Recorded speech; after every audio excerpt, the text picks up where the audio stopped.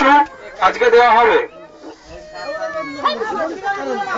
এছাড়া আরো কিছু জরুরি কথা আছে আপনাদের সাথে। আমরা বিশ্বকর্মা পুজো অবধি আপনাদের খাদ্য সামগ্রী সরবরাহ করে যাব।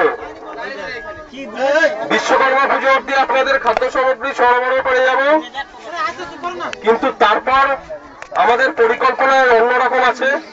আমরা চেষ্টা করব কম্বল সরবরাহ করা শীতকালের কথা মাথায় রেখে, এবং আপনারা যাতে নিজস্ব রোজগার করতে পারেন, স্বাবলম্বী হতে পারেন, তার জন্য প্রশিক্ষণের ব্যবস্থা।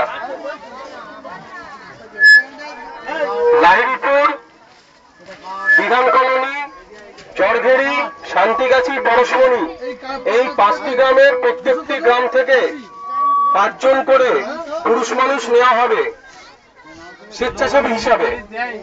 5টি গ্রাম মিলিয়ে 5 জন করে 25 জনের একটি স্বেচ্ছাসেবী দল তৈরি করা হবে।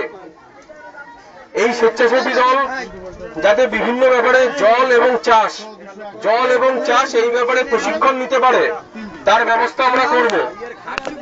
এই প্রশিক্ষণ নিতে এদের হয়তো গ্রামের বাইরে যেতে হতে পারে।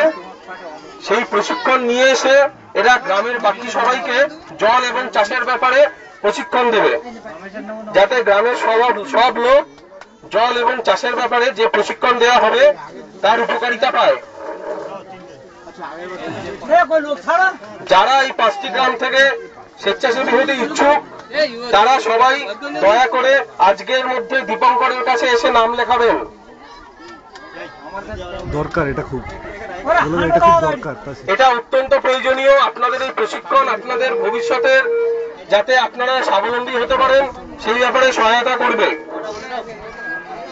এছাড়া এই 5টি গ্রামের যত চাষি আছে, যারা চাষ করেন, যাদের জীবিকা চাষ, 5টি গ্রামের সব চাষি যাদের জীবিকা চাষ, তাদের বিশেষ চাষের প্রশিক্ষণ দেওয়া হবে।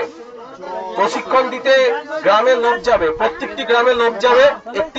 একটি স্কুল বাড়ি আমরা চেষ্টা করছি ব্যবস্থা করার, যেখানে এনারা আসবেন। প্রত্যেক গ্রাম থেকে লোক যাতে আমরা জানিয়ে দেবো আগাম, সেখানে উপস্থিত থাকেন। এদের সব চাষিকে, 5টি গ্রামের সব চাষিকে প্রশিক্ষণ দেওয়া হবে, যাতে চাল ছাড়া, ধান ছাড়া অন্য বিকল্প চাষ এই শীতকালের মধ্যে উৎপাদন করে তারা কিছু উপার্জনের ব্যবস্থা করতে পারেন। এই প্রশিক্ষণের জন্য মাথা পিছু 2 টাকা কিংবা 3 টাকা করে চাঁদা নেওয়া হবে। পূর্বাশা এবং দীপঙ্কর এই চাঁদা আপনাদের কাছ থেকে নিয়ে নেবে। এর ফলে যারা প্রশিক্ষণ দিতে আসবেন তারা আপনাদের চাষের প্রশিক্ষণ দিয়ে দেবেন, যাতে বিকল্প চাষের ব্যবস্থা করে এই শীতকালে আপনারা কিছু উপার্জনের ব্যবস্থা